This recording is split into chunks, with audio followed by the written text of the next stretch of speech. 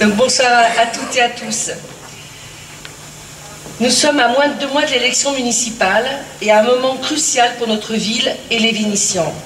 Cette élection va se passer dans un contexte national qui ne cesse de se dégrader pour la population, les services publics et les communes. Emmanuel Macron, qui parlait de changer l'ancien monde, applique les vieilles recettes libérales qui font tant de dégâts. L'austérité pour la plus grande partie de la population et les cadeaux aux plus riches. 40 milliards d'euros ont été versés en 2019 pour le CICE et les baisses de cotisations patronales, sans ciblage et sans aucune contrepartie. Pour rappel, le député Yves Blin était en 2014 le rapporteur de la mission parlementaire pour le CICE, ce qui lui a valu les railleries de la presse à cause de ses liens familiaux avec le groupe Muliez qui dirige les hypermarchés Auchan. Depuis, Auchan a empoché 540 millions d'euros au titre du CICE, ce qui n'empêche pas d'annoncer, il y a quelques jours, 700 licenciements. La réduction de l'ISF, c'est plus de 3 milliards d'euros pour les plus fortunés. Dans le même temps, le pouvoir d'achat de l'immense majorité de la population est en berne. Les droits d'indemnisation de l'assurance chômage sont réduits, voire supprimés, pour de nombreux chômeurs, tout comme les droits à l'APL pour les plus fragiles. Ce gouvernement a amplifié la précarisation du travail. Avec l'acte 2 de la loi El Khomri, il s'est attaqué à la liquidation du Code du travail. Les droits à la protection et la protection des salariés sont de plus en plus démantelés. Tous les acquis du Conseil national de la résistance sont remis en cause. Les inégalités continuent de se creuser. Entre 2017 et 2018, 400 000 personnes supplémentaires ont basculé dans la pauvreté. Au total, ce sont 9,3 millions de personnes qui vivent en dessous du seuil de pauvreté. La casse de notre système de retraite va encore aggraver la situation des futurs retraités. 1 million d'entre eux vit aujourd'hui avec moins de 1 000 € par mois. Les services publics subissent aussi l'austérité imposée par le gouvernement. Dans les écoles, les transports publics, l'énergie, l'hôpital public qui traverse une crise sans précédent. Confrontés au manque de moyens, 1100 chefs de services et médecins hospitaliers ont démissionné de leurs fonctions administratives le 14 janvier 2020 pour dénoncer, je les cite, la recherche honteuse de rentabilité qui conduit à une diminution des soins et de la sécurité des malades. Il ne s'agit pas pour eux de stopper les soins aux malades, mais de ne plus exercer d'actes administratifs. Là encore, le gouvernement reste sourd aux légitimes revendications. Les attaques contre les communes se sont amplifiées, alors qu'elles sont le premier maillon de proximité pour réduire les inégalités. Nos ressources financières ne cessent de baisser. Après les baisses de DGF, donc la dotation globale de fonctionnement, d'Hollande, Vénissieux a perdu 6 millions d'euros. Macron impose la contractualisation pour obliger les communes à limiter drastiquement leurs dépenses de fonctionnement. C'est une atteinte grave à la libre administration des communes et notre liberté pour développer des politiques de proximité utiles aux habitants. La suppression de la taxe d'habitation va encore entraver nos libertés d'action. Le député macroniste, Yves Blin, espère échapper au bilan du gouvernement, alors qu'il vote toutes les lois de régression sociale, toutes les lois qui limitent le pouvoir d'action des communes. Blin-Macron, c'est le même combat que la droite ultralibérale. D'ailleurs, Sarkozy se dit premier fan de Macron. Il est vrai que l'élève a dépassé le maître. La ville s'est toujours opposée aux politiques libérales qui aggravent les conditions de vie des habitants. Vénissieux est une terre de résistance et de solidarité. Nous développons des politiques de proximité à taille humaine pour répondre aux besoins et aux attentes des Vénitiens. L'intérêt général et le vivre ensemble comme ligne de conduite. Vous nous connaissez. On vous a présenté le bilan de l'équipe municipale. Il est disponible pour ceux qui ne l'auraient pas. Nous sommes une équipe qui dit ce qu'elle fait et fait ce qu'elle dit. Une équipe expérimentée, compétente, en prise directe avec la réalité de terrain. Nous ne faisons pas de promesses que nous ne tiendrons pas. Notre liste représente la gauche largement rassemblée qui porte des valeurs humanistes et de solidarité. Excusez-moi. Depuis plusieurs semaines, nous avons multiplié les rencontres pour enrichir notre projet d'une ville humaine, solidaire et citoyenne. Plus de 700 personnes ont participé aux 5 réunions thématiques, 200 aux réunions d'appartements. Nous avons recueilli 276 contributions sur notre site participatif. Quelques-unes faisaient déjà partie de nos propositions, certaines ont été intégrées. D'autres relèvent des combats que nous continuerons de porter pour garder nos industries, pour défendre l'école publique, laïque et gratuite, l'accès au logement et nos services publics de proximité, parce qu'ils sont essentiels à tous les Vénitiens. Au final, ce sont 150 engagements pris avec les Vénitiens pour poursuivre les avancées de notre ville, assurer une qualité de vie aux habitants, leur permettre de s'épanouir et de vivre dignement. Notre projet est ambitieux. Il touche tous les Vénitiens, du plus jeune au plus ancien. Tous les sujets sont abordés car tout est important pour améliorer la vie quotidienne. Comme je le dis souvent, la ville est un puzzle. Chaque pièce est essentielle. Pour ceux qui ne l'ont pas, il est disponible à l'entrée de la salle.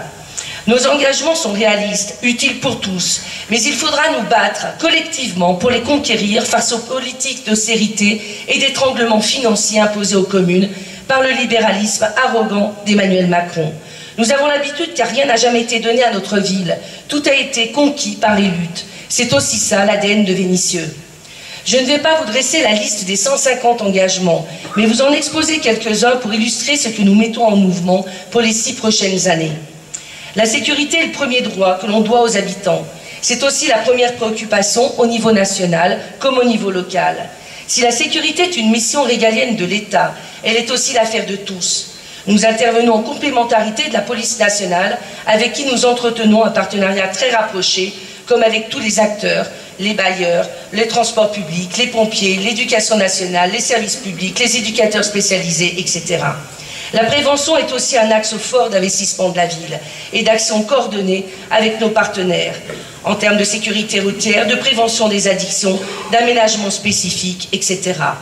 Nous nous saisissons de tous les dispositifs qui sont utiles aux habitants, comme la police de sécurité du quotidien et les quartiers de reconquête républicaine qui donnent des résultats avec le renfort de 30 policiers nationaux depuis janvier. Même si nous sommes bien conscients de l'ampleur de la tâche, notamment concernant le trafic de drogue, qui est le premier marché criminel de France, avec un chiffre d'affaires estimé à 3,5 milliards d'euros. Nos adversaires veulent nous donner des leçons, mais quand nous proposons au conseil municipal de renforcer la sécurité des habitants en développant le dispositif de vidéosurveillance, les élus macronistes, Christophe Girard et le Rassemblement national s'abstiennent. Tous veulent augmenter les effectifs de la police municipale. Il y en a un qui veut les doubler, l'autre qui veut les tripler. Certains annoncent même utiliser la PM pour s'attaquer au trafic de stupéfiants.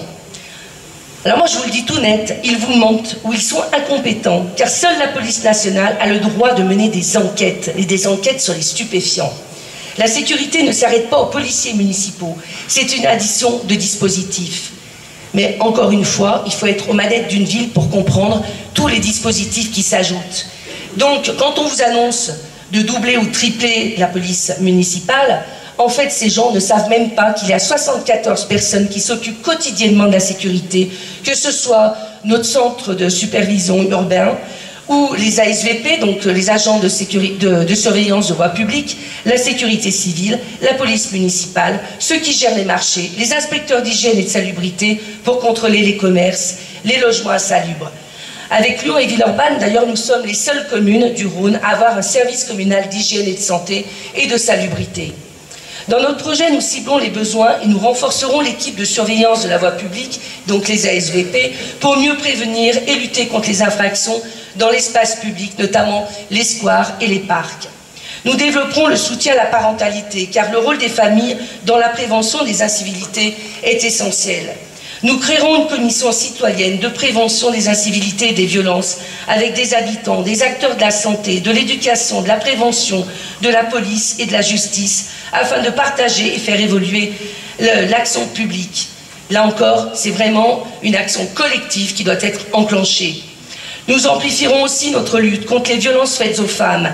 Les chiffres nationaux 2019 révèlent une importante augmentation de ces violences. Nous poursuivrons le travail d'accompagnement des victimes avec des logements d'urgence, avec l'association Vifil, le psychologue arrivé au commissariat et également le travailleur social présent au commissariat qui s'occupe des victimes et notamment des victimes de violences conjugales avec le psychologue qui est payé par la ville de Vénissieux.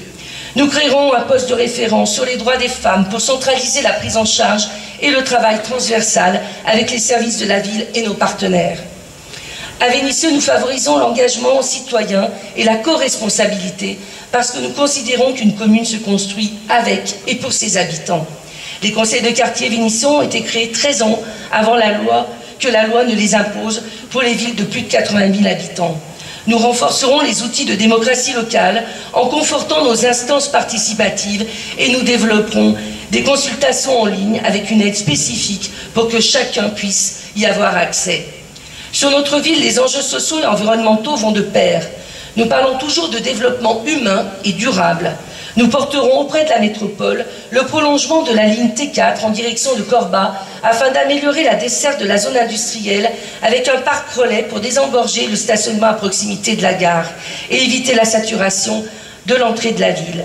Nous demanderons au Citral la mise en place d'un ticket TCL à tarif réduit pour les déplacements courts. Nous conforterons notre ville urbaine et verte avec nos 44% d'espaces verts dont 20% sont publics. Nous mettrons tout en place pour conserver notre 4e fleur, obtenue en 2015 et renouvelée en 2018, qui valorise nos efforts en matière de cadre de vie, d'espaces verts, du mobilier urbain et de la propreté.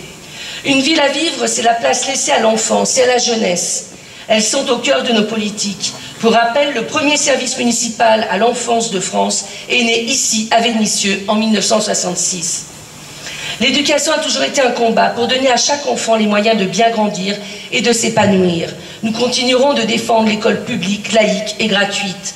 Nous construirons un nouveau groupe scolaire dans le quartier Gare qui est appelé à se densifier. Et nous agrandirons le groupe scolaire Jules Guesde pour répondre à la croissance des effectifs scolaires sur le secteur. Pour les parents qui travaillent, et notamment les familles monoparentales, nous organiserons un accueil dès 7h30 le matin. Nous achèverons la nouvelle maison de l'enfance sur le quartier Max Barrel. Et en fonction des besoins recensés, nous ouvrirons les maisons de l'enfance le mercredi. Pour les plus petits, nous augmenterons le nombre de places en crèche afin d'accueillir au moins 300 enfants supplémentaires comme nous l'avons fait pendant ce mandat. Notre jeunesse a beaucoup de talent et nous travaillerons à mieux valoriser leur réussite scolaire, culturelle, associative et professionnelle. L'accès à la culture, au sport, est une condition pour bien vivre dans sa ville. Le dynamisme sportif de notre ville a été récompensé par le label national avec 3 lauriers sur 4, sur une échelle de 4, une reconnaissance pour la politique volontariste que nous menons afin de promouvoir l'activité physique et sportive sous toutes ses formes et accessible au plus grand nombre. Au niveau national, seules 36 communes ont obtenu les 3 lauriers. Pendant ce mandat, la piscine du complexe sportif de l'Aune sera reconstruite. Nous créerons un parcours santé-découverte de notre ville verte avec un espace forme physique extérieur à côté de notre médiathèque. Nous continuerons de défendre une culture populaire pour tous, diversifiée, accessible, porteuse de valeurs éducatives et citoyennes. Nous allons créer un pass culture numérique pour fidéliser les Vénitiens au spectacle. Nous mettrons en place un retour des documents empruntés 24/24 et de manière indifférenciée sur nos 3 bibliothèques et médiathèques. Et nous développerons une aide sociale pour la location d'instruments de musique à l'école de musique. Dans un contexte où la santé est devenue une urgence sociale, nous conforterons nos dispositifs. Infirmières scolaires, Bernard vous en a parlé tout à l'heure, qui sont municipales, notre conseil local de santé mentale, le service communal d'hygiène et de santé, tout en demandant des financements. Et nous soutiendrons l'implantation de nouveaux pôles médicaux au Puiseaux et boulevard Ambroise Croizat afin de favoriser l'arrivée de nouveaux professionnels de santé. La justice sociale et la solidarité ont toujours été le socle de l'identité vénitiane. Nous avons une attention particulière pour nos aînés, pour leur permettre de bien vieillir et de se sentir bien dans leur ville. Nous ouvrirons un accueil de jour médicalisé pour les personnes atteintes d'Alzheimer, en complément de l'accueil non médicalisé senior existant. Nous l'avons demandé dernièrement à l'ARS et nous attendons la réponse qui devrait arriver début mars. Nous participerons au financement de la téléassistance des personnes âgées à partir de 70 ans. Et nous mettrons en place, avec une association et des clauses d'insertion, un service de petits travaux à domicile pour les personnes âgées. La ville est très attentive à l'inclusion des personnes handicapées. Nous conforterons l'Observatoire du sport et du handicap, créé en 2017. Et nous demanderons à la métropole plus d'agents de vie scolaire pour accroître les possibilités d'accueil dans les écoles d'enfants porteurs de handicap. Le droit au logement est un droit fondamental, inscrit dans notre Constitution, de plus en plus remis en cause. Les attaques de ce gouvernement contre le logement social n'ont jamais été aussi virulentes. Alors que la demande du logement social est forte, on nous interdit de reconstruire des logements démolis dans les secteurs en politique de la ville. À Vénissieux, seulement 1000 demandes de logement social sur 4000 sont satisfaites. Pour répondre aux besoins des Vénitiens, nous continuerons de créer des logements sociaux, une diversité de logements et de parcours résidentiels. Nous allons aussi renforcer les moyens d'accueil des demandes de logement social. Comme je le dis souvent, une ville qui se développe est en meilleure santé qu'une ville qui se dépeuple. Nous poursuivrons donc la dynamique de notre ville tout en maîtrisant son développement. D'ailleurs, je le disais, pour ceux qui ont suivi, le PLUH, donc le plan local d'urbanisme et de l'habitat, on l'a fait dans la dentelle. Ça faisait rire mes adjoints, parce que je le disais, effectivement, il fallait respecter les spécificités des quartiers, etc. Donc, nous tenons à maîtriser le développement de la ville. C'est pourquoi ceux qui disent « vous bétonnez », non, non, il faut aussi reloger les gens, les loger. Il y a besoin de logements en France. Par contre, nous allons le faire de façon maîtrisée. Et nous sommes plutôt contents que depuis 2005, il y a à nouveau des grues sur la ville, alors qu'il n'y en avait plus. Maintenant, effectivement, de 2005 à 2015, à peu près, effectivement, il y avait énormément de construction, 1000 logements par an de construits, et maintenant, ça sera plutôt du 400 logements par an. Donc, vous voyez bien que c'est maîtrisé et que c'est aussi maîtrisé par rapport aux équipements que nous aurons besoin. Donc pour cela, nous organiserons également des ateliers d'urbanisme participatif pour un écoquartier sur Montmousse-au-Balme. Nous poursuivrons la rénovation urbaine du quartier des Minguettes. Le développement de la ville passe aussi par l'installation d'entreprises qui contribuent au dynamisme de notre ville et offrent des opportunités d'emploi pour les Vénitiens. Nous utiliserons toutes les potentialités de la charte de coopération. 125 entreprises l'ont déjà signé depuis 2015 pour valoriser l'emploi sur le territoire et favoriser les stages et la découverte des métiers. Nous continuerons d'encourager l'installation d'entreprises sur notre territoire et créerons des actions innovantes pour favoriser l'emploi, comme l'aide au développement vénitien pour IKEA. Parce que quand on parle de développement, ceux qui disent qu'on bétonne, ils ne parlent que du logement. Il y a énormément d'entreprises qui viennent s'installer sur la ville. Parce qu'effectivement, d'abord, leurs employés peuvent se loger sur la ville. Et il y a aussi toutes les infrastructures qui permettent aux entreprises de s'installer correctement et d'avoir effectivement les livraisons, tout ce qu'il leur faut, on va dire, à la sortie de leur entreprise.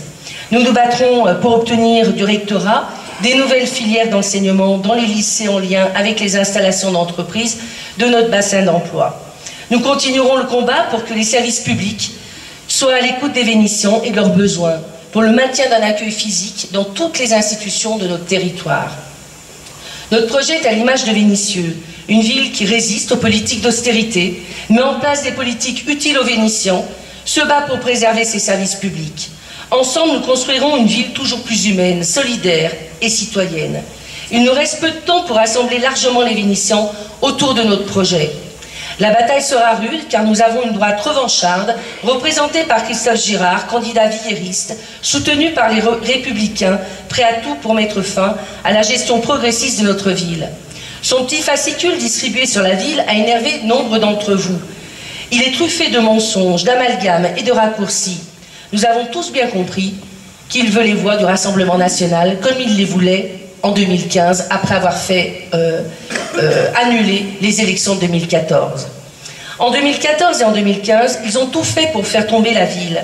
Avec comme mot d'ordre 80 ans de communisme, ça suffit. Aujourd'hui, on nous envoie le député macroniste qui refuse de porter le sac à dos du gouvernement et qui s'est découvert une passion vénitiane qu'on ne lui connaissait pas. Le député n'a jamais rien fait pour notre ville, ni pour les Vénitiens. À Fessin, quand il a quitté ses fonctions de maire, la ville était très endettée, et elle l'est toujours. C'est une des villes les plus endettées de France. Et en plus, avec des emprunts toxiques. Et ça, il faut le faire savoir aux Vénitiens. Voilà ce que c'est aussi le maire, l'ancien maire de Fessin. Une ville endettée, une ville qui ne pouvait plus investir, une ville avec des emprunts toxiques. Et effectivement, qui a du mal à construire des écoles, etc. Pas parce qu'il n'y a pas la place, pas parce qu'il y a des dotations en moins, mais aussi parce qu'ils ne peuvent plus investir par manque de moyens, parce que la ville est trop endettée.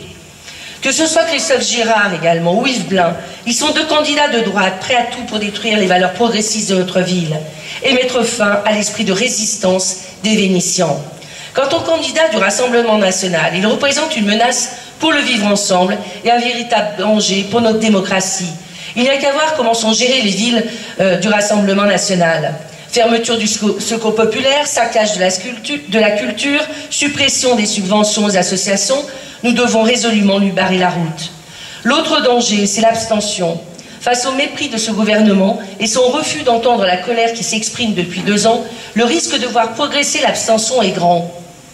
Nous devons convaincre de l'utilité de soutenir des politiques qui améliorent notre quotidien et de soutenir une équipe qui s'est toujours opposée aux politiques d'austérité. Une campagne sans précédent s'est engagée dès septembre pour rassembler les Vénitiens. Au porte-à-porte, sur les marchés, nous rencontrons des Vénitiens qui sont contents de leur ville, même s'ils peuvent avoir des questionnements. Certains sont éloignés du vote. Nous voulons qu'ils se sentent concernés par l'élection. C'est pourquoi nous devons multiplier les contacts, les échanges pour qu'ils votent. Les convaincre, c'est lutter contre l'abstention. Chacun d'entre vous peut participer à sa manière, distribution de tracts, porte-à-porte, collage d'affiches, rencontre d'appartements, présence sur les marchés, permanence sur le local de campagne. Amplifions la dynamique autour du projet. Commençons par notre famille, nos amis, nos voisins, nos collègues de travail. Assurons-nous que chacun soit bien inscrit sur les listes électorales. On peut le vérifier d'ailleurs en allant sur le site servicepublic.fr. C'est tout simple. La date limite d'inscription sur les listes électorales a changé.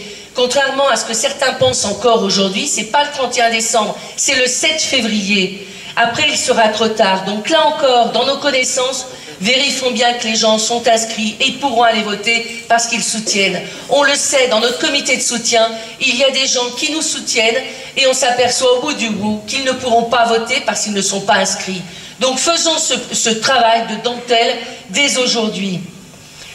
Gagnons une à une les voix qui feront toute la différence le 15 mars. Ensemble, les Vénitiens rassemblés autour de la gauche rassemblée pour une ville humaine, solidaire et toujours citoyenne. Je vous remercie et...